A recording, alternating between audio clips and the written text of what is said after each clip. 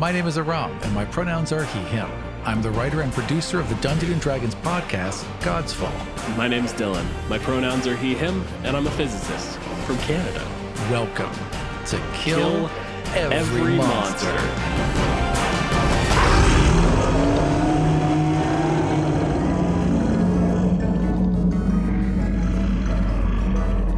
In this episode, we are featuring Blink Dogs. Blink dogs are barely described in the monster manual, but apparently they take their name from their ability to blink in and out of existence, a talent it uses to aid its attacks and to avoid harm. They're also used by the Sealy Court to hunt displacer beasts. Which is not written. Dylan just added that. It's true, but... Hold on. We're gonna let the guest talk, and then we can ramble a little bit.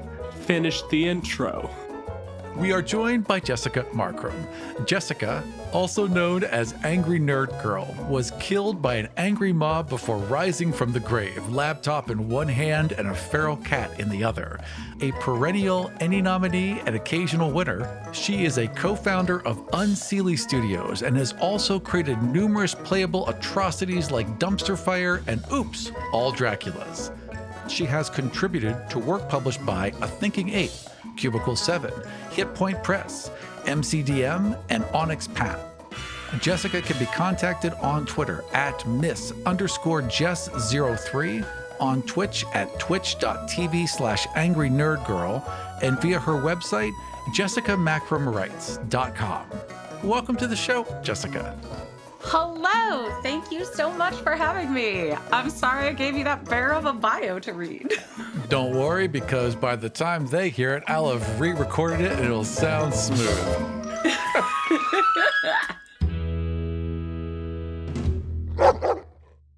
I'm so excited to be here to talk about the good doggies. The good little guys. And the good girls, the good puppers. The good puppers. The good puppers. There are a lot of puppers in the monster manual. There are, but there's only one that does a little poof. A bamf. A bamf. Yeah. A little doggy bamf. A zoomy zoom. No. A zoomy zoom requires occupying the intervening space. That is where I will push back. This is not a zoom. But before we get too far ahead of ourselves, Jess, what's a blink dog? Well, if you look in the monster manual, not much, but a blink dog is a medium-sized fey being that looks like a dog. Apparently, Gary Gygax based them on African wild dogs, which explains what they look like. I always wondered why they weren't black dogs, because I imagine them that way in my head. But I guess the monster manual has plenty of other magical black dogs, like the Hellhound and the Death Dog and stuff. But yeah, they work for the Fae in the Sealy Court as guard dogs and hunting dogs. And they really don't like displacer beasts who used to work for the Unseelie Fae before they decided they were too smart to work for anyone and just left. And they attack each other on sight. And they used to have pack tactics, and now they sadly don't. But they do have the ability to just, poof away, which is pretty neat for them. African wild dogs have big, circular, furry ears that are basically the size of their head. They are adorable looking things. Yeah. Well, now I have to get sidetracked real quick. They're really cute. The puppies in particular clearly grow into their ears. Oh, look at those little guys. Yeah, I did research for this. No, that dog deserves a scritch behind its giant saucer ears. That's my first problem then, is the art. And again, whenever we talk about art, we talk about it from the perspective that all the art is amazing. The artists are unbelievably talented. It's the art direction we sometimes question. And in this particular case, I very much question the art direction because we're getting a horrific, angular, almost shredded looking goblin dog. Exactly. It's kind of weird because they're lawful good given all of the changes that's happening. Like with official D&D, I'm sure they won't stay lawful good. They'll probably be like typically lawful good. But I would not see that and be like, yes, a lawfully good dog. No, it has spikes on its like knees And on its or back. ankles, I guess. Like it's a sharp dog. He was a very So, sharp dog. I Even will its ears say- look uncomfortable. So this obviously comes on the heels of like, you know, the new Monsters of the Multiverse stuff, and they had a bunch of rewrites of all the various, you know, playable species in that book. But when they did that, one of the things they did that I thought was real cool was they made all the goblinoids native to the Feywild and basically stolen by evil gods. Somehow, goblins were Fey, but then Maglubia got this little paws on them and turned them into the tricksy little dickheads that you see, you know, robbing carts on the side of the road. Making the blink dogs like directly attached to goblins makes that aesthetic make a little bit more sense and would be kind of cool. Like if goblinoids are Fey, the fact that the Fey dog is actually a kind of scary looking goblin monster checks out. That was written years after this book came out and is 100% not why the blink dog is a scary little bastard. And I mean, there are plenty of scary looking fae. Like there's the Formarians and like hags are fae. And boggles are weird looking fae. But none of them are lawful good. So again, you would think, I don't know, if you want a guard dog, you could have like a German Shepherdy looking blink dog. But this kind of has like a, what is it? The Rhodesian Ridgeback kind of thing going on. But also it's a scary dog. I wouldn't run because I love dogs. Everything about this art shows this creature as aggressive, from the teeth to the lion's tail to, again, the extra protrusions of like bone fragments that are coming out everywhere. Even the ears look like a weapon. It's clearly designed as an aggressive creature. Maybe that's the reason, because it's designed to protect against displacer beasts. So it has to be aggressive, but really it's like, you know, a really friendly Doberman. Like it looks like it could murk you, but it chooses not to because it's really loving. There is something to be said in that, but also they're dogs. They can be different kinds. There could be that kind of guard dog and also like the Pomeranian blink dog. Like you can have options here. In Metalweave Games, Atlas and Amelia, I know they made a bunch of different types of blink dogs, and they have like the blink corgi. So cute. In the monster manual, we are given one sentence. The blink dog isn't actually in the monster manual proper. It's in the bestiary at the back of just, you might want some random animals, so here's where we put like draft horse and giant spider. Doesn't warrant explaining it's a big spider. And also blink dogs, a creature bred by the Unseelie court specifically for fighting the horrible monster they created that decided it was too clever to be just chucked in the back. Just throw in the back, single sentence. They blink. They're called blink dogs because they blink. I'm always surprised when I see like the magical creatures back there, because I expect to see like a giant octopus or a giant spider or a warhorse back there. But I'm pretty sure wargs and winter wolves are back there too. And it's just like, oh yeah, here's some SRD friendly stuff you might want. At the very least, have a separation. Like maybe here's some of the magical beasts and here's some of the, you know, horses and chickens you might come across, right? There should be some separation there. But also, like, the blink dog is in everyone's heart. Everyone who's played D&D for some time has some either interaction or just personal affection for an adorable teleporting dog. There should be some larger love for it. Certainly, with some of the new releases, there has been room for some blink dog love. It'd be one thing if this was something that was like grandfathered in. Like, I think this would be a fair way to treat the Flump because it's worthless in fiction. So mean. And is a bad monster. So mean. And was poorly designed. There's nothing good about a Flump. So if you just threw it in the back and were like, here, you little shits, there's a Flump. You happy now it's in the book? That I could work with. You've already done a Flump episode, I believe. Mm-hmm. He was this mean throughout it as well. Wow. And it was warranted. And all the parts I cut. There were bits that he cut that was just me swearing because I had to talk about a Flump for too long. It's just getting it out. The major difference is like, this isn't just a grandfathered in creature. Like, the Displacer Beast is in there, and in the Displacer Beast description, it specifically calls out this animosity with the Blink Dog. And then you go looking through, like, it just references, the the Sealy Court has been hunting them using Blink Dogs. And you're like, oh, well, that's interesting. What the fuck is a Blink Dog? I flipped past the beast already. It's not... Right? And then you have to go to the back. Back of the book. Like, what's going on here? It's just a dog. It's just, you know how we had a whole thing about what the Displacer Beast was? This is a dog. It poofs sometimes. It's real convenient. I will say that I do like the idea of there being like 2 or 3 paragraphs about how the cat sees the dog as its arch enemy, and then the dog just has nothing, like, hey, I'm a dog. Yeah, that suits. Tracks a little bit. I'll grant that. Also thinking about the art, like the 5e Blink Dog is so muscular, and I'm remembering the Displacer Beast art is also like weirdly ripped. Uncomfortably muscular. Yeah, they are just beasts of creatures. They just look like they'll just push you around more than they'll bite you. Like, I have 2 different Displacer Beast plushies. They do not look like that.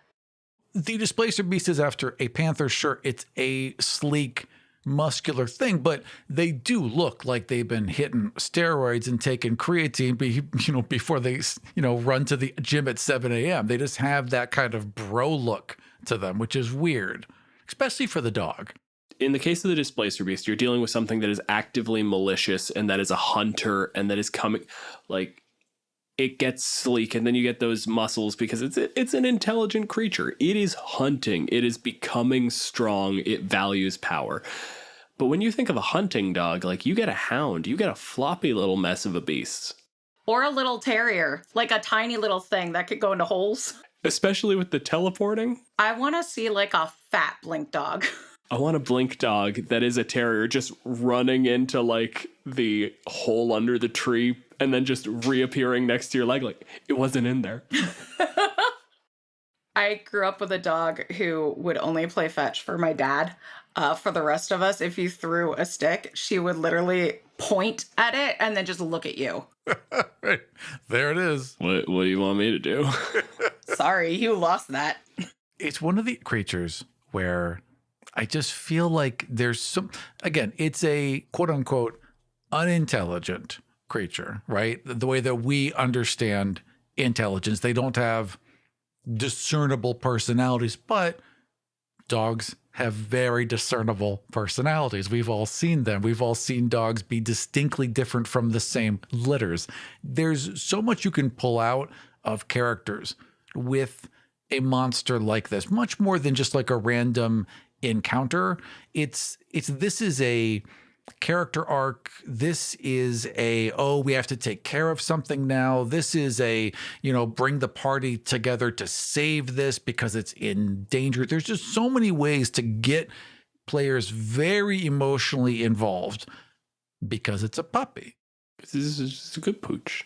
It is a good pooch. Yeah. Also, I see these dogs like, again, going back to the art, I see these dogs as like the dolphins versus the sharks or the dolphins versus the orca, even though dolphins are kind of mean bastards and that actually doesn't work out whatsoever. They are definitely not lawful good, but that's kind of how I see it. And like an overly muscular dolphin would be highly upsetting. Big old fins. They did put them into Witchlight, and they allude to them in Tasha's and Fitzbin's. Fitzbin's. Yeah, Fizzbin. And Theros. So they're like... They're around. I think somebody there right now likes Blink Dogs, because those are all fairly recent. Like, there's absolutely nothing, someone does. And then those are like 3 very recent releases that are all like, so there's Blink Dogs here. This dragon pretends to be a Blink Dog. Oh, that's fun. I like that quite a lot. There are 2 things about Blink Dogs that I think warrant like real discussion. And that's the fact that, one, they are part of the Sealy Court, like they hunt Displacer Beasts, and because Displacer Beasts are an engineered creature, like that's one of those things where like you should write a little bit about this. Like, were Blink Dogs the same deal? Like, did they just have regular dogs and they were like, well, these things, like, because of the Displacer Beast effect, maybe it just needs to pop around a little bit more to be able to like deal what, or was this like just a native thing to the Feywild? You got to tell me these things, especially because blink dogs are twice as intelligent as a displacer beast. They are 5 dogs smart. They have an intelligence of 10. That's people smart. They are so smart, and yet it's the displacer beast who were apparently smart enough to say, like, we're not going to be told what to do anymore. We want to leave and go to the mortal realms. But I guess blink dogs, just with their innate doggy goodness, They're very, very loyal. yeah, we're going to stay by your side. They've made a decision. They're like, yes, we understand. We have chosen to be here. Because I did the quick perusal of like Pathfinder and 3.5 descriptions, and the only thing they focus on is like they're blink dogs. They're loyal. That's the perspective these books are written from, where intelligence equals loyalty, and loyalty goes one way. So this intelligent creature is loyal to people and people-like beings, even though it has the same average intelligence as those beings. So loyalty is a odd term for me here. But yes, I mean, I think that is what they're saying, that they're basically just so devoted to protection that they're like, yeah, we know why we're here and we're signed up and let's go. Ruff, ruff.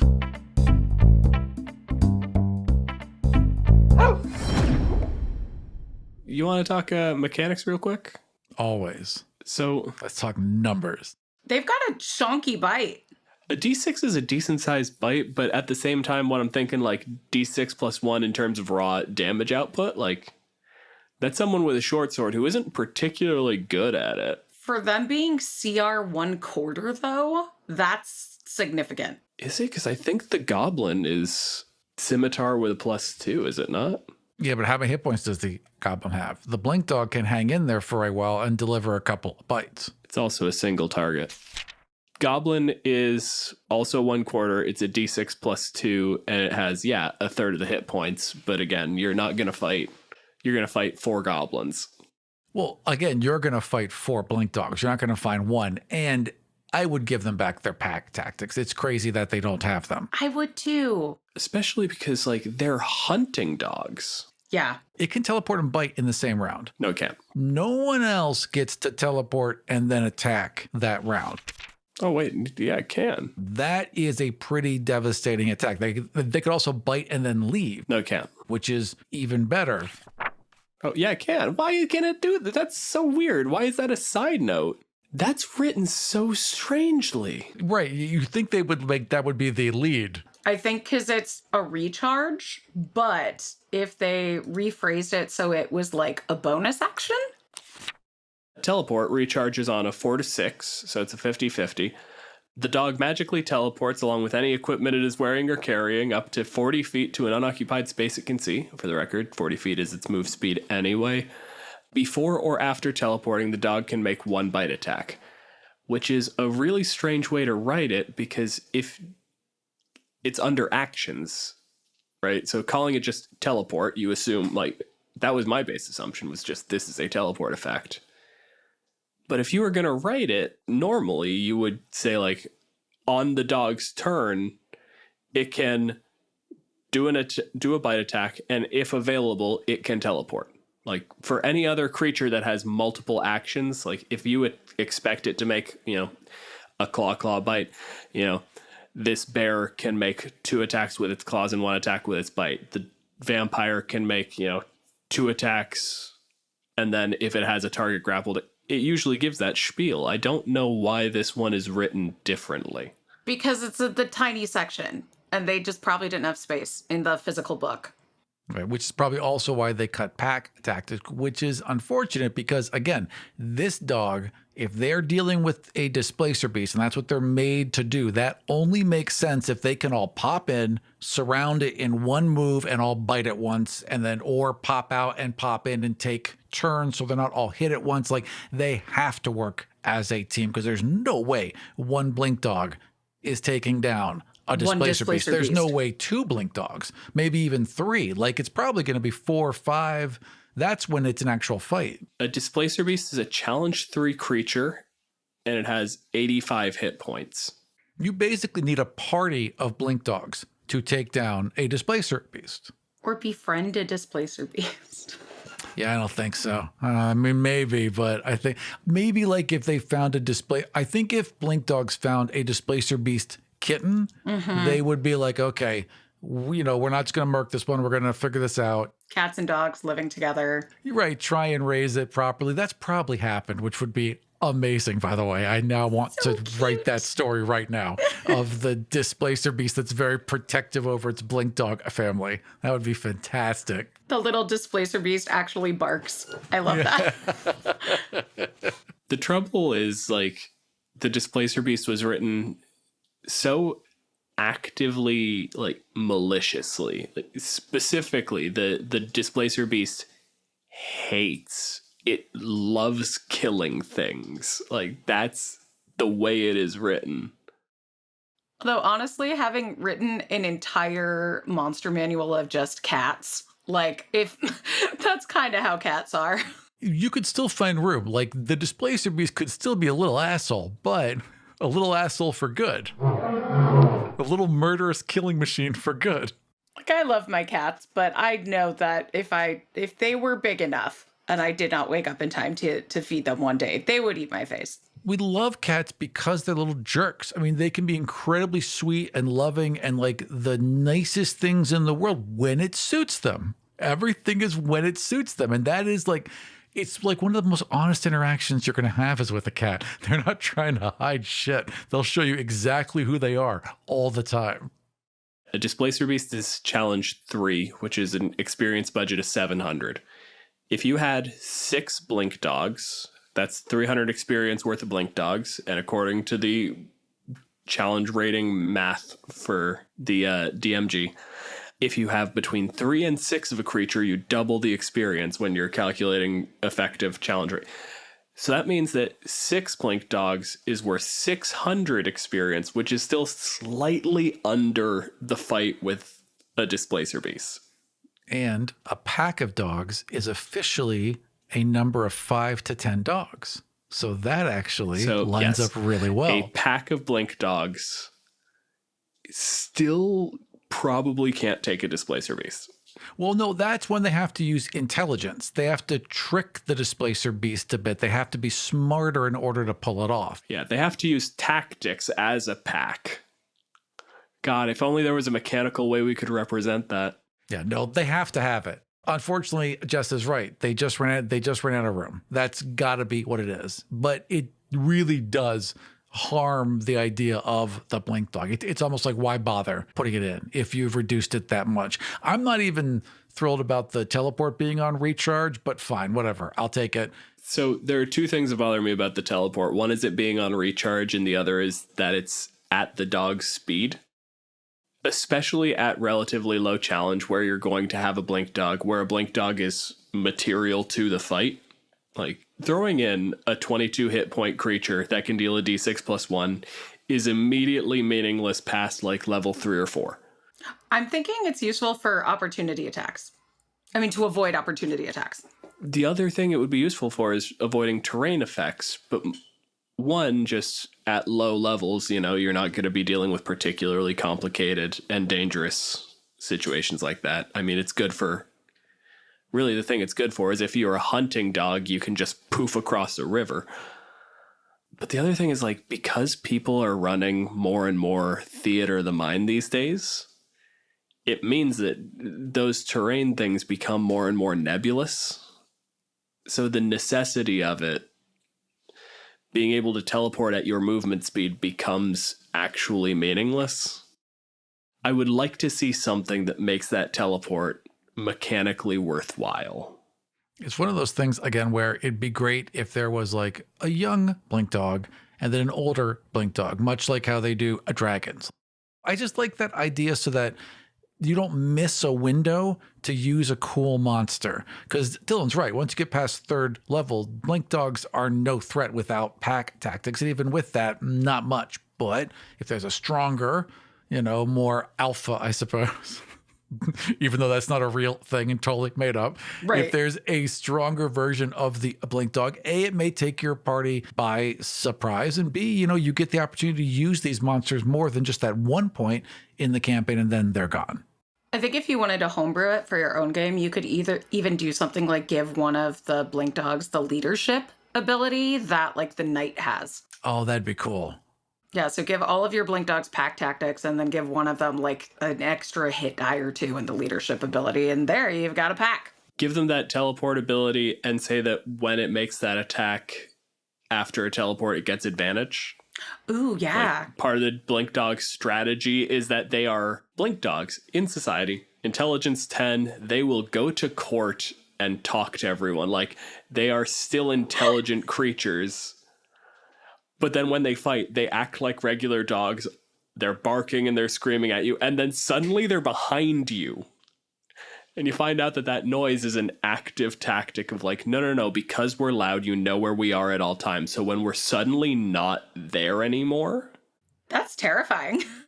I love the idea that they speak to each other in common, but as soon as there's people around, they just switch back to being dogs. Like it's Toy Story. They still like being scratched, and it's very strange to like, you're not going to sit there like across a coffee table being like, yeah, so how was work? And just start scritching under the chin. Like, that's weird. It was really good, Jim. It looks like in older editions, you know how a lot of the monstrosities have their own language, like Yeti speak Yeti, and Right. I think Displacer Beast speak Displacer Beast. Blink Dogs used to speak Blink Dog. Yeah. And they also used to have Dimension Door, which is just bananas. Yeah. Which is a way bigger spell than teleport 40 feet. Right? Yeah, it's one thing if you can take a bunch of people with you. That's the other bit. That's like turning your Blink Dog into a nightmare, which would be super fun if you're a bunch of like goblins or pixies or something riding a Blink Dog army. It also creates this really fun thing because like Dimension Door, I think, lets you take like, 5 people with you? Dimension Door. You can bring along objects as long as their weight doesn't exceed what you can carry. You can also bring one willing creature of your size or smaller who is carrying gear up to its carrying capacity. The creature must be within 5 feet of you when you cast this spell. Now we have the Blink Dog that can sit there, come to the party and be like, hello, adventurers, I need your aid. And then a fucking door in reality tears open and goes, follow me. If there's the more powerful leader dog, that's the advancement. Give them Dimension Door. That is a fantastic, and what a great thing that would be to surprise the heck out of the party. Just this doofy golden retriever comes stumbling up, and then, hello, my friends. Your aid is required.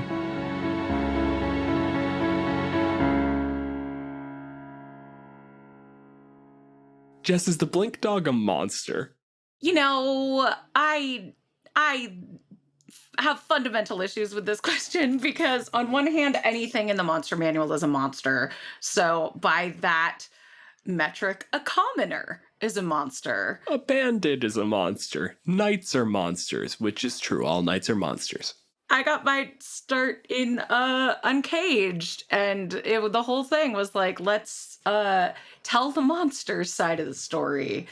And so I have a soft spot for monsters, so I would say mechanically, yes, but it is not a monstrosity mechanically, because that's a different creature that's so nebulous that I don't even know what that means anymore. But you know, I think they're good boys and girls. They're good friends. They're fairy friends. They might trick you into some weird deal because they're fae. Their trick is going to be tricking you into a noble quest. Right, or into getting them treats. Like it's going to be something that simple, just getting them a muffin, right? Like it's not going to be a whole planned out thing. That's as far as a Blink Dog is going to trick you.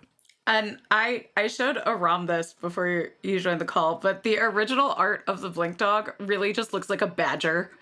And I cannot even imagine that being like, hello, I am here for a quest for you. Help me take down the giant tentacle cat. And it's just like this teeny little English bat. Yeah, it should be like, help me get this rabbit out of this dang hole.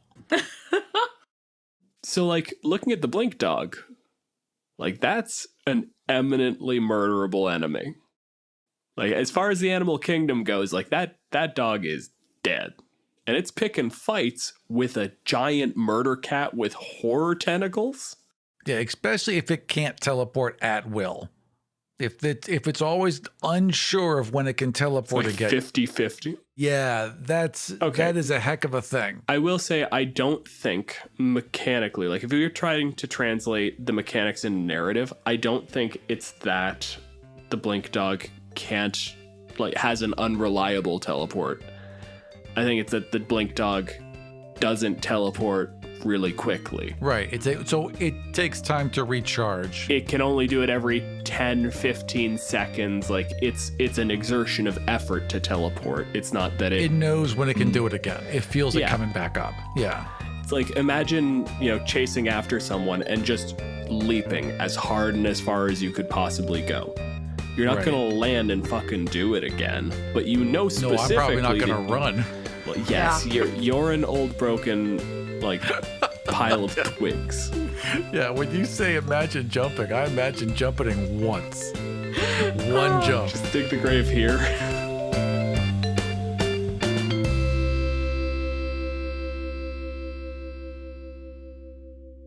Jess, how would you change the Blink Dogs as written in 5th edition? Well, we already talked about pack tactics and boosting up their lore. I was positive that these were based on I'm really sorry, Gaelic people, that I'm going to butcher your language. I was positive this was based on the Ku Sith. Kushi. But it's not, because those are the ones who bay and you get scared to death. And then I was like, well, the Kun Anwin, which were the Wild Hunts dogs who would go along together, and they had bright red eyes, which were with Herald of Death kind of thing, and they could add that to the lore, which I just think is super cool if you want the dogs to be tied to the Wild Hunt. Attaching them to the Wild Hunt is also really interesting because we have a little bit of an inversion. They are lawful good and they're attached to the Sealy Court. They are specifically the good dogs of the good side of the Wild Hunt. Right. And the dogs for their goal in the Wild Hunt was to hunt evildoers and chase them until they could no longer run.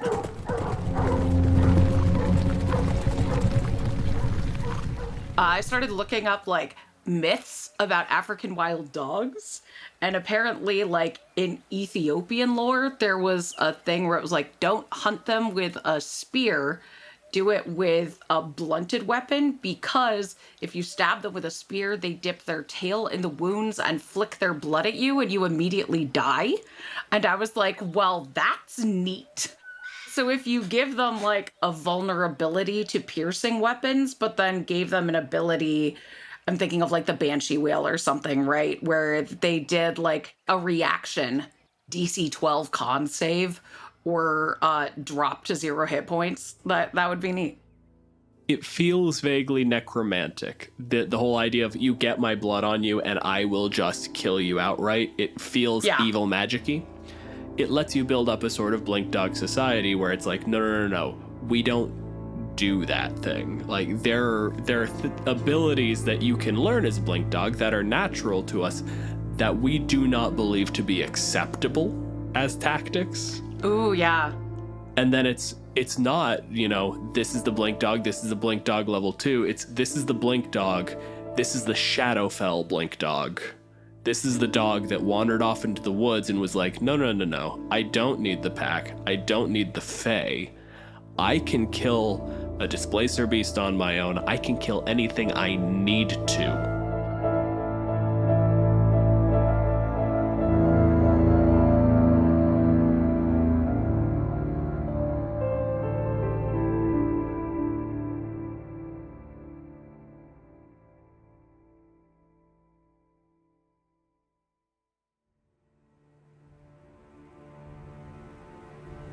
The Feywild is a place of beauty.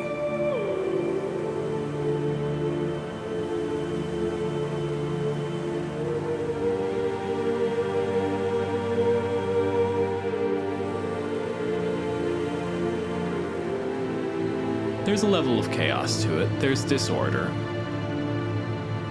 But at the same time, the colors, everything is always so vibrant and so just saturated that it's hard not to be intoxicated with the place. Jess, why aren't you there anymore? Were you following something, or are you going somewhere in particular? Let's see. I'm having a thinky think. What do I do in the kennel? Aram, what was your brigade's name again? Cricket Shimmerwind is the first lieutenant of the Glimmerwing Guard.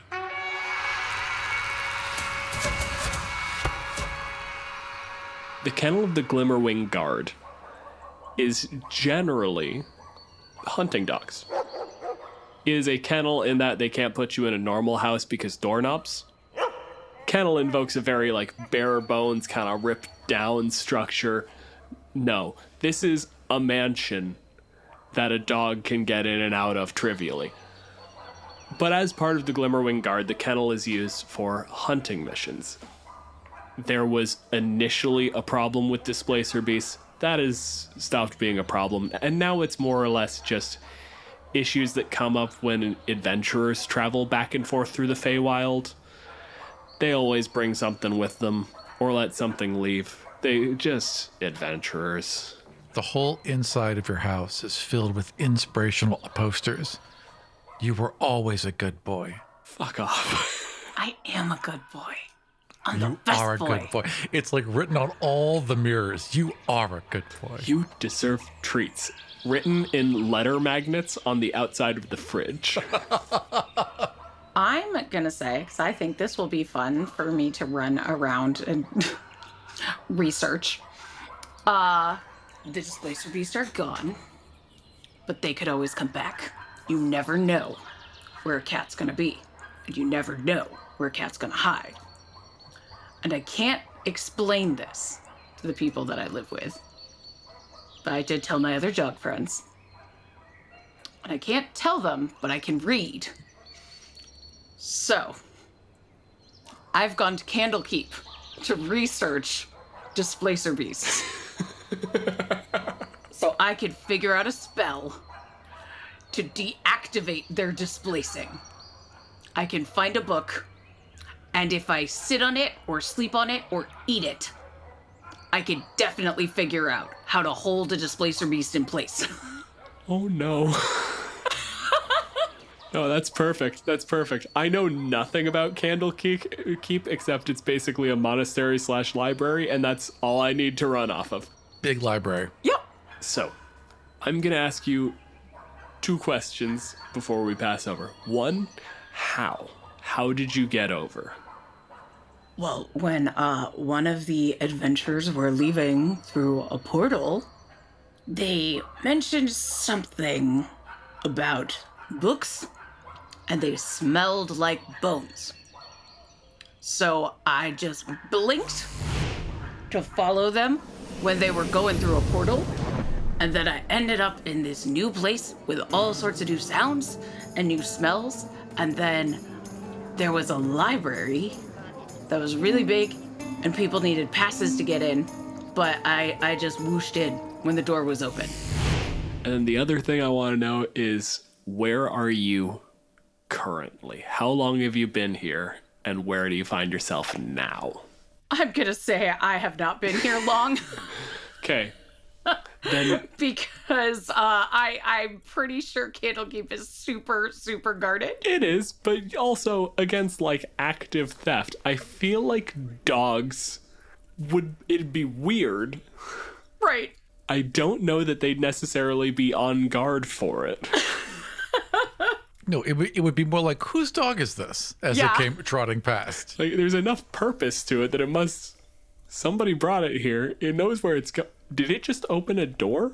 Candlekeep is definitely both guide and emotional support dog friendly. This can't be too out of the ordinary. I think that's That's fair. a good point. I know there is a tavernish place where you can have a beer at Candlekeep or some tea while you're reading that you can get to it's like a demi-plane or something. So I'm going to say I'm there because the best way to learn is with snacks. So, on this image of a dog on its hind legs, like up at the bar, just turning to a bartender, and in Sylvan just going like, "Can I get a menu?" We're gonna come back, or We're going to pause on this scene. die in a fire. In the Feywild, time is not quite synchronized with the material plane. It's been about a day and a half. And people are just starting to realize that one of the members of the kennel didn't report back in. Basically, they were part of a team that escorted a group of adventurers out of the Feywild. There was some minor success to their adventures. They wanted to stick around. One of them was a necromancer, and they just wanted him out. So, the kennel was basically sent on an escort duty, keep to the woods, don't let them see you, just make sure they leave without doing necromancer stuff. And all of them but one came back. There is no report of injury or conflict. It's just one of the dogs is missing. As the individual tasked with, basically making sure that everything's okay, where are you at? What's your plan? I am in the kennel counting the dogs. 1, 2, 3, 4, 5, 6, 7, 8. I have confirmed there's a dog missing. It's hard with blink dogs. You really have to be sure. Because when you think you've got them all counted, when you think you've only counted one 7 times over because they've just been popping around. So you really have to focus. We'll do a roll call. We had to be sure. I need to see with my own eyes. It's always good to inspect things yourself. Write that down. Whatever. Have it be. Dog just walks out of the room. Nope. Under my chirps. You should learn my chirps. I'm telling you, my chirps are important. Anyways, thank you all for being here. I shall find your friend and bring them home quickly. Chorus of pants, little thumps as tails are weighing against furniture. And then I would just rise into the air very dramatically. I shall return, my friends. It just flies off. And then Cricket starts to narrate to themselves. It was a dark night when one of ours were lost, but no pack goes unfound. I shall bring this puppers home, and they shall be safe. Do I know which of the dogs is missing? Jess, what's your dog's name? It does not have to be a particularly dogly name, but also you are a dog, so it could. My true name, as I am referred to on hunting missions, Faglinda Maxwellian Seaforth Barrington the 8th, but you may call me Waffles. Well, you can't use the true name on missions. You gotta have a code name. Waffles. Waffles, you will be found, and you will be returned to the fold. Do not fear, Waffles. I will find you and go soaring off into the night. Or, describe yourself for the audience so that they might suffer with the visual image we've all been saddled with. Cricket Shimmer Twirl is a fairy. Play what you know, right? He's kind of an olive-skinned fairy with these wooden branch wings filled in with feathers of leaves. They are a very fey-looking fairy. And this particular one has been tasked with the health and comfort of their canine friends because they are teammates. They're not dogs, they're teammates. So he's basically the liaison to make sure that all of their needs are met and that they're taken care of. The kennel is an additional unit. They are part of the... Exactly. They're part of the team. So one has gone missing. This does not happen. And in addition to Cricket feeling a strong sense of duty, Cricket is also rather upset. They want to make sure that Waffles is well. So Cricket has taken this quite seriously. I mean, after all, everybody likes waffles. Everyone likes Waffles. You, fortunately, do know what the last mission was, and you have a rough inkling. Like, you don't just get lost in the Feywild. You'd find your way home with the natives. They are presumably on the far side of the portal. Just the only reasonable conclusion. So you fly out at high speed, your little fucking foot-tall frame just gliding along the floor of the forest. Real low and, super low and fast. Just... It's like that Return of the Jedi on Endor, except the trees you're dodging are like sticks. Saplings, yeah. You get in there, you speak the activation phrase that activates the portal, and you pass through, and you find yourself on this huge vista, just massive cliffside keep.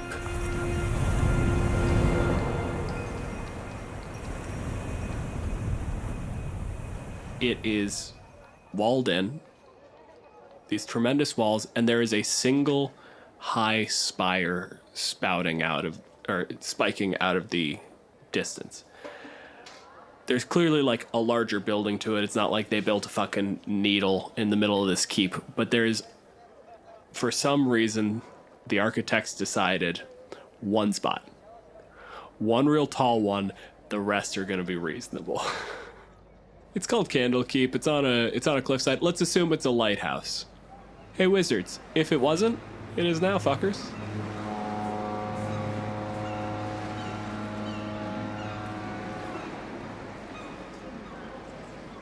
I think then Cricket would shake out his wings, crack his little shoulders, fly into the air, and cast Detect Magic.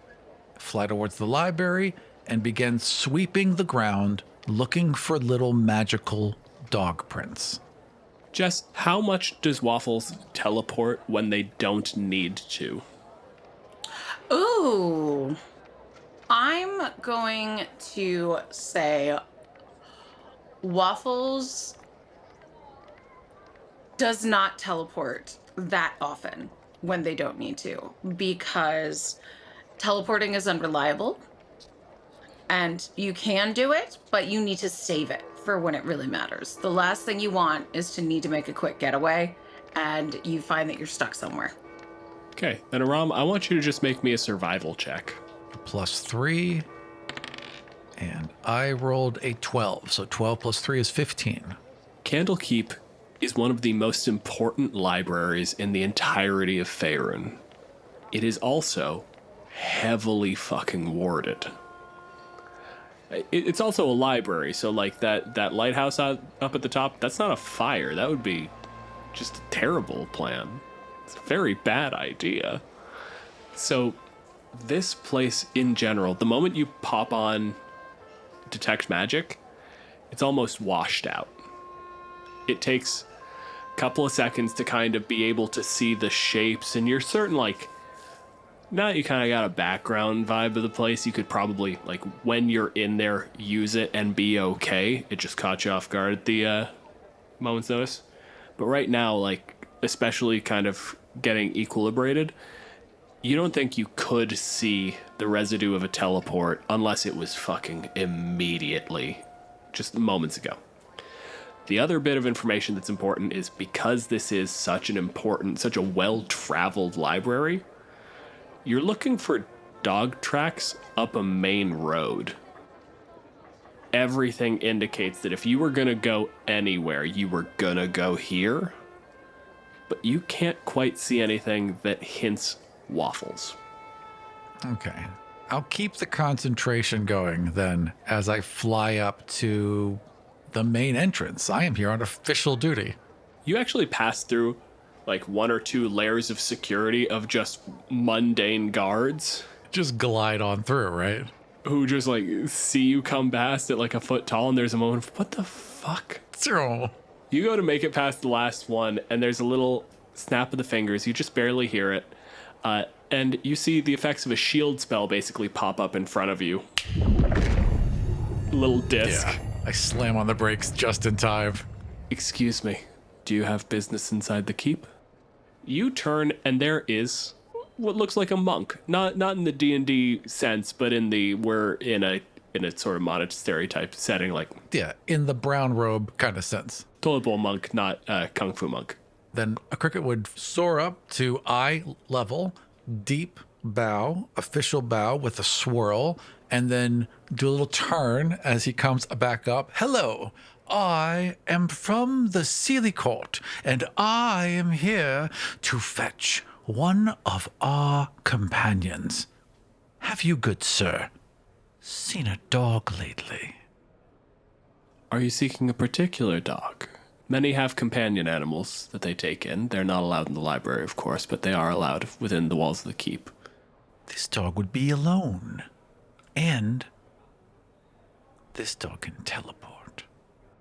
There's a moment where he looks at you, and there's the debate that you've seen before on the face of, natives to the material plane, that you yourself have not learned to recognize. Right. Aram, you would recognize this as the decision between treating this as, deep and serious respect, or just, this is a goofy little fairy and I'm going to play around. Looking for a dog. Yeah. He thinks for a second and goes, if the dog can teleport, would I have seen it enter? Good sir. You are confusing teleportation with invisibility. It is an understandable confusion. Many of us can do both. But I assure you, this dog, while being able to teleport, is very, very obvious about that fact. Yes, but if I'm watching a group of people enter and I'm handling security, as I am now, and the dog simply appeared on the inside beyond my checkpoint. Cricket has now folded his arms and is just hovering there like a hummingbird in front of this guard. This conversation is of no merit and helps no one. I must gather our companion. I would love to stay here and debate this with you in theory. However, I assure you, good sir, this dog is here. How big is Cricket? About a foot tall. Okay. Yeah. I love that. Good sir, I see that you are quite busy. If you would just grant me passage, I will find my companion and deal with this post-haste. Do you have any form of identification that would, Of course. And I would pull out a little scroll and then unroll it, and it's like 15 feet long, and it's just is drawings. this actual Just feet or proportional to you feet? actual feet. It's 15 actual feet long. Okay, cool. I have to actually fly up higher in order to unroll the entire thing. This mage, the monk, basically looks at you, looks it over, casts a quick identification spell, and immediately the pictures start to move. The bits of writing sort of coalesce, and what happens is an Eldrin Lord forms 6 feet tall in the middle of this paper. Aldoer Ike sia duil. Standing before you is Cricket Shimmertwirl Si charis vux geolamith doud zexenuma ten piece wool. of the Sealy Court. He appears before you with all of the honors and accolades of the He's so proud. Glimmerwing Guard. Shar Petronas, tir tig stiro, where throden rasvimi jilga irsa. And acts on official business with all of the authority that my position grants him. And at that, I use Druidcraft to have the light just appear right behind my wings, so it glows through my wings at that exact moment. I hold myself up as tall as I can. You strike this very regal sort of figure, as important as you can manage. The mage basically watches to the end of this sort of animation. That just seems to be in order. We do have deals under the Sealy Accords. You have access to the keep. Best of luck. I spend 20 seconds rolling my scroll back up. Thank you, good sir. Do you need I can just... No. The paper folds a certain way, and you have to I was close busy. it. If you could There we go. just if, in the future, if you could roll it off to the side so I can... Of course, good sir. You have been quite helpful. I shall bid you adieu. And he bows, does a little spin on the way back up, Druidcraft glitter, and then goes flying into the library. I love that Cricket brings his own spotlight. Yes, and glitter. He literally just like threw 2 handfuls of glitter. So now there's just like shit everywhere. Just waits for it to land. Prestidigitation to clean the ground. Moving on. So, waffles. Welcome to the finest dining establishment in all of creation. Our ingredients are hand-selected fresh daily, exemplified by our universe-renowned lava berry souffle, a delightful cross-planar mix of fresh berries picked from the fire and air elemental planes of existence. Of course, the appropriate protection spells will be cast upon you before the meal is served, should you need them. You've been fed a menu, because apparently the way you interpret the written word is by consuming it, if I understood you correctly. Sometimes, if you look really hard and you get hungry, and then you I mean, I've heard the Cricket and some of Cricket's friends say they just devour books. So I figured that's how you absorb the information the best. Checks out. So, you've been provided a menu. I want to know how much of that you understood and read, or if you just ate the menu. What language was the menu in? I'm going to say, especially like if your tavern is in a demiplane, the whole thing's fucking magic to the gills. So I'm going to say there's just a simple like illusion enchantment that parses a random language that the observer speaks and then rewrites the menu. Okay. It did take a little longer than you because it's like really poorly written code. So it's actually got a list of languages that it's trying to go down. It's like Common, Dwarven, Elven, Halfling, Infernal, Abyssal, you know, just going down the list. And it turns out that Blink Dog is very low. Yeah, fair.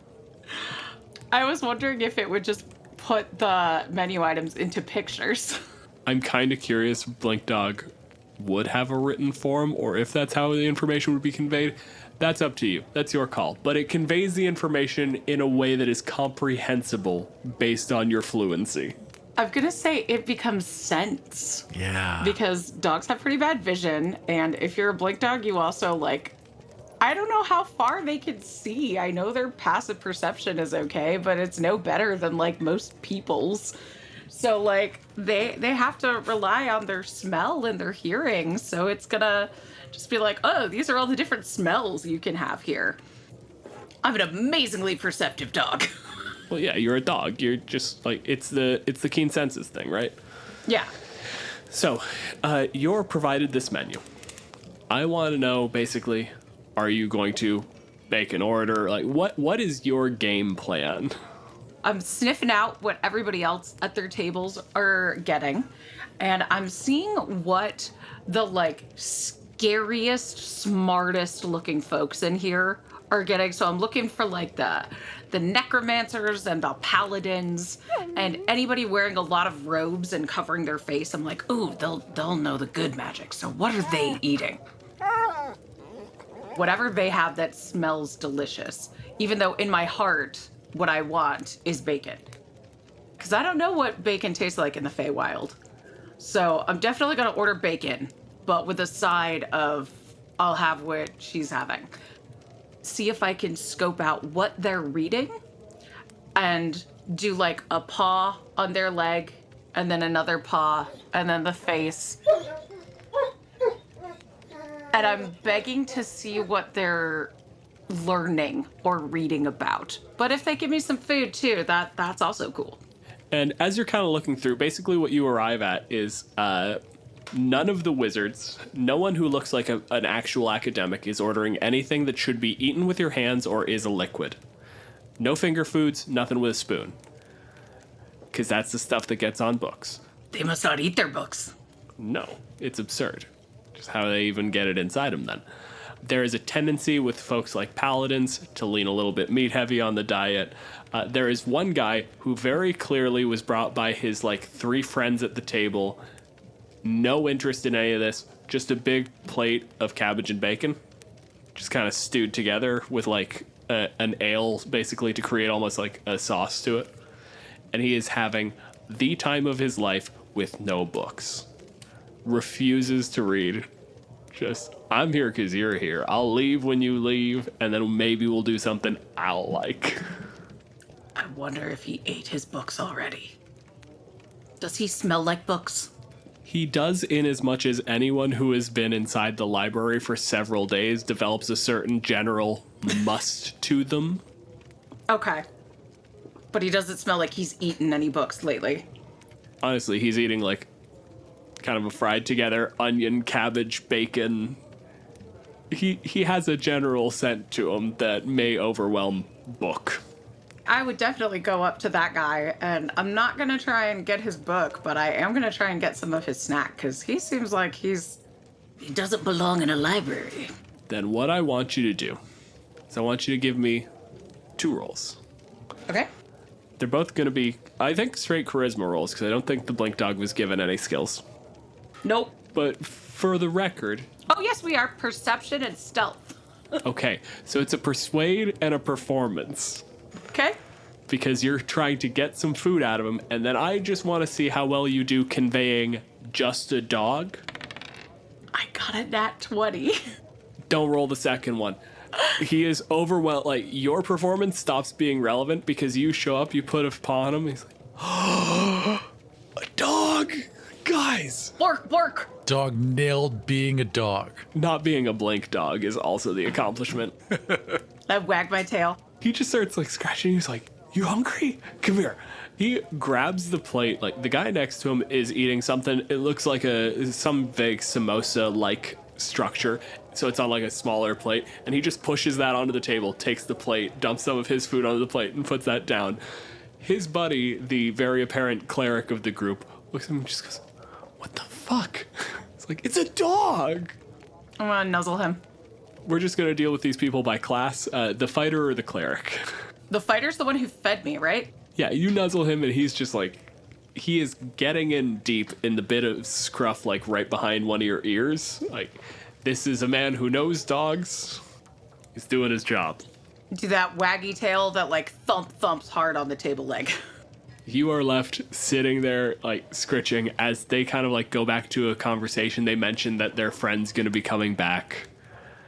Aram, what is going on?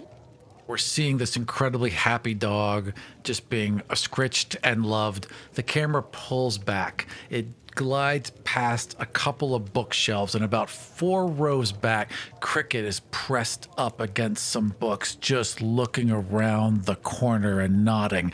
Leans back. Unfortunately, my friend has already been abducted. These look like unseemly characters, but do not worry, Waffles. Rescue is at hand. And what I'm looking for is a plant, like some sort of tree or bush nearby these clear abductors. So they are in like a corner table, like they're in a booth. And you know how they have like the curved bench, and in the corner where that circle cutout sort of leaves a little bit, there's a shelf, and there is a small tree, probably like a lemon tree or something, in a pot just growing behind the fighter. Perfect. Then I'm gonna carefully fly up, sneak up to that lemon tree, cast snare to get that prepped, and then get one of the abductors, sneak them in, somehow trick them into this snare so that one of them's taken care of. Then I can get rid of the other one and save my friend Waffles. I want you to roll me stealth, first of all. Because you see this from across the bar. Yeah. And then you have to get across. I have a +6 on stealth. That is going to be a 14 plus 6 is 20. And Jess, I know your passive perception is 18. Ooh, close. You still manage to pull it off around. It's like you get in there, you get this set up. You are in this tree, which is like 2-3 times your height. Huge tree. Peering through the leaves, pushing them aside. And you are looking directly at the back of this man's head. Yeah. because it is, like I said, it is just on the back sort of sill there.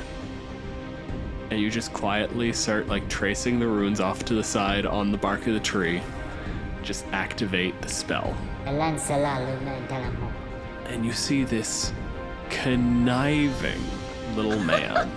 Giant man. Little in the sense of petty. He's quite large. Yes. Very tall, unnecessarily so.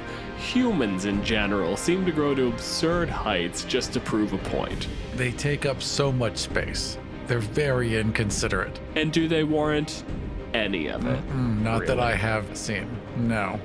You watch him, clearly trying to delude Waffles, trying to bribe them, convince them that no, this is a safe area. But you can see him.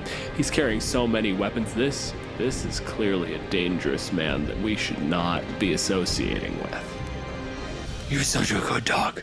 You're such a good dog. Yes, Give him I all am. your samosas. Yes, I am. You can't give samosas to dogs. There's season. It's got garlic. It's got onion in it. Whatever. It'll be fine. Can I see what books the cleric has? Yes. So Any books on defeating evil? they are histories. They are stories of basically the birth of evil. I would like to eat a book. Is this a thing that you are trying to do sneakily, or is this like gonna be a lunge onto the table move? While I am being pet, I think I want to do the thing where like dogs think they're being sneaky. You know, where they try and do like I'm totally just hanging out when they're actually like getting in your lap and putting their feet on the table. So I'm doing the like, we're friends time, while I'm actually doing like a bat for that book to try and devour it. I want you to give me a stealth roll at advantage because 1, the fighter is not paying attention. 2, the cleric is fully distracted by trying to remind this man that like, no, onions are toxic to dogs. Don't feed your dogs onion. I'm really glad you gave me advantage because my first roll was a 1. But my second roll, 23. You get up there and you manage to just... Do you have any sort of like... Are you kitted out or are you out here as just a nude dog? A nude Which would be dog. a normal dog for any other circumstance. But as a soldier... Wouldn't I be, since I was escorting adventurers, wouldn't I be wearing like the Glimmer Guild harness or something? Yeah, you'd at least have the colors Yeah. of your official station. Yeah, I think I'm probably wearing like a collar and a harness or something if I'm like... Yeah. I don't know if the Glimmer Guild battalion is like a foot tall and I'm a medium-sized creature, I might be a mount. Or at the very least, like have little saddlebags or a place to put a scroll if you're a messenger. This is a situation where you just managed to like get up in his lap and kind of knock things in just a way to like get your side under it and slip one of the books into one of your, for lack of a better word, saddlebags. If you've ever had like a mastiff try and climb on your lap, I'm doing that. There is a point where you were like trying to climb into this guy's lap and he just grabs your hind legs and pulls you the rest of the way up. Very much on board. I've never met anyone this big before. This is amazing. Aram. Cricket observes a tall creature. As they get closer, you can see under the hood and you see a winter eladrin. And there's just this kind of creeping voice. Where did you get a dog? Get it away from the table. Why did you not... How did this... Why'd you let this happen? And the cleric's immediately like, what do you mean, why did I let the... Look, stop him. He tried to get a dog in his lap. The dog got in his lap. I don't know what you want me to do with this guy. This is the Winter Eladrin, correct? The Winter Eladrin is the one questioning why you're there in the first place, while the cleric basically tries to explain that, like, the 6-foot-tall man with the swords decides who gets in his lap. Like, this is not my call. And I would recognize Winter Eladrin as an unseelie creature. Mm-hmm. I'm gonna do a growl. and try and intimidate. Give me an intimidate check. That would be a very powerful 4. Okay, so I'm gonna roll 2d20. What the ears are going. My tail's It just still kinda wagging. undercuts it, yeah. I made 2 rolls for the Eldrin. The first is a 9, basically resisting the intimidation. So it's just looks at you, just there's a moment, just cocks his head to the side, the hood starts to fall back, and you can see like very, very pale. The hair is blonde bordering on white, and there's just a sunken darkness to the eyes. Just textbook necromancy. He basically looks at you, like when you start to growl, cocks his head a little, and then he looks you up and down, and you watch his eyes lock on the collar. Get the dog off your lap. He's just such a good... You want me to tell him not to be here? Grabs your entire head, turns it towards him. You tell him not to be here. Look at him. They've taken the dog, pulled into their lap. One of them's got the head gripped in his hands, and the other one looks angry. Is clearly an execution waiting to happen. I spring out from where I am. I do a flyby past the Eldrin, reach into my pouch, and throw a handful of dust of sneezing and choking in his face. Okay, let me roll. I presume a constitution. That's a 6. It doesn't matter what kind of save that was. Excellent. Just immediately just doubles over. It's trying to get out phrases like the broken syllables of the phrase "what the fuck" are coming through, but never the entire sentence. It's actually everyone in a 30-foot radius. Oh no, I have to do it Poison too. a bar. He didn't realize it would spread that. You know what? I'm not used to throwing it inside. It's a DC 15 Constitution save. My dice was on an 11 and it tipped over to a 4, so I got a 5. So I am also sneezing and choking now. No. Around the highest die, I rolled another 4 dice just to get a feel for the room. The highest number I rolled was a 12. Oh no. Okay. All right.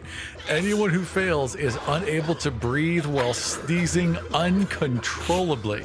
A creature affected in this way is incapacitated and suffocating as long as it's conscious. They're not actually suffocating. They just can't take action. So nothing's going to happen to them. They just are coughing and sneezing.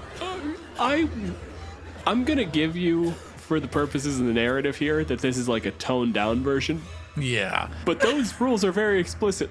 They're suffocating. No, yeah, these rules are basically like they will cough Until and sneeze they themselves die? into unconsciousness. You committed to a murder in the bar? A lot of murders. What I did is that I used pepper spray indoors, not thinking about the fact that it's not meant to be used indoors. Very fair. So there is an immediate just everyone sneezing, coughing, choking. As he's sort of bending over, the fighter accidentally just knocks you out of his lap. May I blink as I sneeze? Yes. Even though I cannot actually take a reaction or anything because of the sneezing and Okay, choking. I would just like it to be involuntary. We're going to say a 1 is north. You are in the southeast corner of the bar. Roll me a d8 for direction. We're just going to go clockwise. 3. There is an empty seat on the far side of the table from where you fell off. It is clearly where the Eldrin was sitting because it is stacked with grimoires. It's the only word you can think of, like tome might apply, but there's too much like leather and general malice to these books for tome. And you poof, and the chair tilts over and you take out half the pile. I mean, strictly speaking, no one is able to act Aram, so do you have a thing you want to do to exacerbate this fucking mess? I flew past and just just threw this bomb of dust, kept moving, did like a little spin, so I sweep back around, and then I see that my friend Waffles has popped out, but has got some of the dust in their eyes, so I would soar up behind them and then just beat my little wings as fast as possible and use druidcraft to puff some wind in front of them to blow the dust out of their eyes and away from my friend's face. Sure, I'll give it to you. Whatever. Like a little teeny helicopter. I mean, that's not how inhaling things works, but sure. Waffles, I have found you. And you speak Blink Dog, right? Yeah. Yeah, I'm sure it'd be one of the languages. Absolutely, yeah. It's like, why are you here to help in my investigation? Many are worried about you, my friend. I have come to rescue you from your abductors. Oh no, I'm here to, and I'll pick up one of the necromancer's grimoires in my mouth, just be like, I'm here to learn how to stop Displacer Beast, and just start chewing on the book. Put that down. We must go quickly. Follow me. I'm learning. Pick it up. Take it with you. We must go. But I'm a hero. Yes, you are. You are the best hero. There is no better hero. You are a very good hero.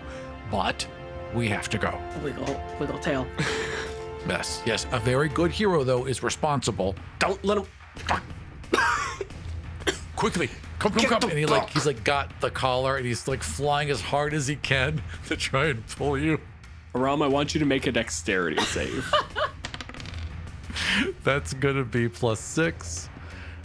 So 9 + 6 is 15. You see, basically, from one of the walls, as you're like tugging and trying to pull, you take a hard veer off to the side as this cold, necrotic hand just lances out of the wall and tries to grab you. And you see this sort of coughing, suffocating Eladrin with his hand into wood pull it back out and shake it, and this sort of white, almost ectoplasmic residue just shatters off of it, hits the ground and just disperses. Get the fucking book.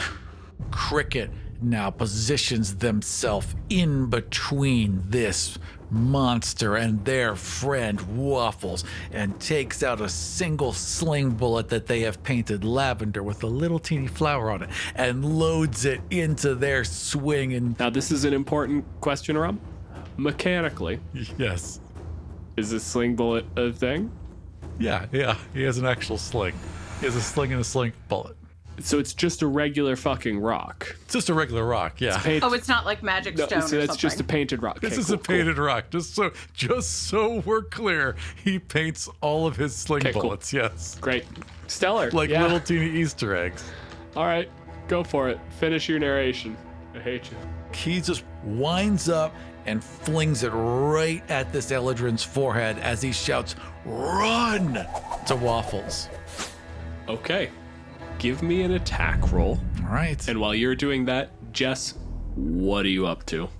Waffles is conflicted because Waffles is very used to taking commands, especially from like Cricket. But the very nice man who gave me food and scritches is injured. And also Cricket was just attacked by this very clearly evil man with the books. So Waffles is gonna sit there for a second, and then instead of running, actually no, Waffles is going to run, but Waffles is going to run over to the very nice man who fed them and just do a big doggy lick on his face to get rid of the sneezing and choking dust, Yep. and then try and spring off of him to pin down the necromancer. I will give you that. So, Aram, how'd the attack roll shake out? 8 + 7 is 15. Yeah, that'll hit a wizard. Nice. Then that does 7 points of damage. I smack him right in the forehead. Just a hard fucking crack. Stumbles back. Jess, I'm gonna have you give me an athletics check. So it's gonna be strength, but you've got advantage. Okay. The necromancer rolled a 9. 14. You go over, you lick this guy, and he just like, it goes from the coughing to the sputtering of a giant dog tongue just covered my entire face. And by the time he sort of comes to, you are on top of the wizard. You have tackled them onto the table, and the remaining samosa has been crushed. The cleric is looking around trying to figure out just what exactly is happening. This is a bad day.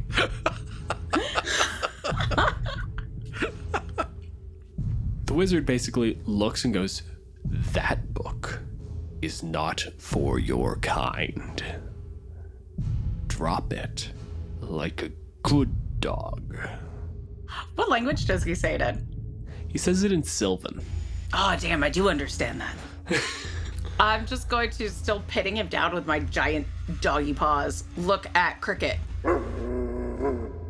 I'm going to look over at the snare and then gesture to drag his foot into the snare so that we can just have him be flung up and taken care of and we can get the heck out of here. If I put the wizard in my mouth, does he count as something I'm wearing or carrying? So, I'm going to say two things that are important for me to say because, you know, I don't want to set a baseline for DMs out there. Clearly, no. However, of course he does. Just mechanically, having your hands on something does not make it carried, but for our purposes, it's way cooler if it does, so of course it does. Yes, I would like to just, put my mouth around the wizard because he did tell me to drop the book. So I'll drop it on his chest and then, put my mouth around him and blink him into that snare. All right, this goes off almost instantaneously, but there's just a little kind of thunk of the book hitting the ground, a little as an entire dog's mouth goes over this person's head. And then almost a cartoon spring, you basically pop like 4 feet to the right, and then his foot hits the activation spot, and suddenly the wizard is upside down, except this was sitting on maybe it's on the back of a chair, so he is basically, his head is on the ground. Yeah. Right. He's not that high in the air. He's just high enough. He's just high enough for this to be insulting. I'll grab that book and just tear it up. Eat it to learn from it. Because I have 40 feet of movement, so I can pop him there and back. Basically, we're going to do sort of a transitive property of like if you're carrying the wizard and the wizard's carrying the book, then you're carrying the book. So you pop off to the side and the book kind of comes with him, but then when the trap goes off and flips this guy upside down, the book is flung into the air and you just snatch it and it just pop back towards Cricket. And then to cover our escape, I use Druidcraft to create a tiny, harmless sensory effect that predicts the weather. So it will be in our location. This is part of Druid. This is part of Druid. No, that's not why I'm looking at you like that. The weather will be for the next 24 hours. Oh, so Rob. I swoop in. I'm just like, and this little image Today of will be sunny and mild with a high of 74 67 degrees and a low of 42 overnight. Like, let's go. I'm going to say, first of all, what the fuck? He's out of spells. That's not... I'm not saying that... I've never seen someone use Druidcraft as much as you have in this session, and I'm living for it. I'm not saying that that's not a thing the spell can do, but generally it's like, it's a divination. It's you finding out what the weather's gonna be like. That clearly isn't a distraction. He did it before, and they like, the humans seemed so surprised by it. Shut up. I'm gonna give you what you want. I just need you to know that I think it's stupid. Yes, that's half the show, Dylan. Thank you. Good. So now that we've established that you're wrong and this is bad, you do this big magical gesture, and there's like this expectation of fire and lightning and magic, and instead, in the middle of the room, a projected image of a fairy in like a nice suit with a blue tie coming in off the Sword Coast, we're gonna have a little bit of wind, but it's gonna be clearing up pretty early on in the day. This pops up as if someone had turned on like a 64-inch TV at max volume. So it's not necessarily that it's a great distraction, it's more just that no one knows how to handle that. It's just so weird and different. Otherwise, I mean, mostly it's that there is one person in the room who cares what's happening enough to chase you, and he's upside down in a tree, and everyone else is just confused about the foot-tall lunatic who showed up and poisoned a bar, and then the dog that's leaving. Which, quite frankly, in a bar is what dogs should do. As we're flying out, I would pull out the collar I was sent with and just gently slap it back onto my friend Waffles, scratch Waffles behind the ear, and then just kind of like lay down on Waffles' back and look up at the stars and just catch my breath. And I did a good thing tonight, and ride along. We did good learning and made a friend. Very good learning, yes. Very good learning indeed. So, slowly we turned into the night. 2 warriors returning home. He does this out loud. It's a constant thing that you have. You don't even react to it at this point. I gotta say, I react by giving him a soundtrack. So as he does this, I'm just like, oh. Yes, the calls go out. All shall hear of our victory. To be able to do that, you have to like put the book like into your saddlebag to do it, and you just sort of trot out outside the door. Wizard still on shift, like looks over and just goes, "They found them," and then you, like while you don't stop your monologue, of course, during any of that, and you trot off back towards the fairy circle that'll bring you back into the Feywild.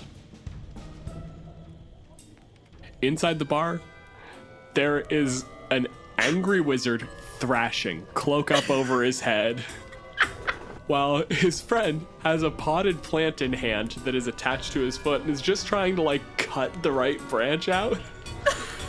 And the cleric, at this point, has just fully given up and is ordering more food at the bar because he lost like half his meal.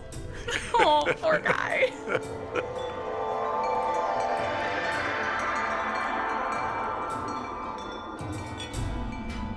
You come back to the Feywild, and things are fine. You've been gone for about a week. But you get back, successful with this book in hand. Jess, when you first make an attempt, when Waffles tries to read it, that book rebukes you. Both books? Because I had the cleric's book and the necromancer's book. The history goes out like nothing. Okay. That's just food. And what you learn from that is that history tastes dry and papery. I suspected as much. Nothing interesting in there. I would have noticed if it was useful. But when you bite into that other book, there's almost a black lightning to it, and it just shoves you back. And you're left basically in the kennel, surrounded by other dogs who like hear you yelp, who all kind of like gather around, and we kind of come out on this image of 9 dogs sitting there staring confusedly at this book in the middle of the floor. I got a stick. Ooh, I got a stick. Ooh, I got a stick. Thank you for joining us for Blink Dog. For more information about us, notes for each episode, and ways you can help support the show, head over to killeverymonster.com. If any of the ideas we've discussed on the show have sparked some of your own, tell us about it on Twitter at KEM Podcast. You'll find me at DJ Malenfant and Aram at Aram Vardian. For ad-free episodes, early releases, bonus episodes, print-ready maps, our new audio DMs notes, and my character sheets for each encounter, head over to patreon.com/killeverymonster. You can also listen to ad-free episodes and bonus content by subscribing to the show on Apple Podcasts. Our intro theme and many of the sound effects you hear in the show were created by Battle Bards. Amin Menakan, Lekena Imben Teledale. Check them out at battlebards.com. This episode was produced by Aram Vartian and Dylan Malenfant. I also did the editing. Our guest was Jessica Marcrum. You can find them on Twitter at Miss_Jess03. And if you are anything like me and all of that information just fell right out of your head, you'll find everything you need at killeverymonster.com. And we'll see you next time For Kill Every Monster. I gotta stay.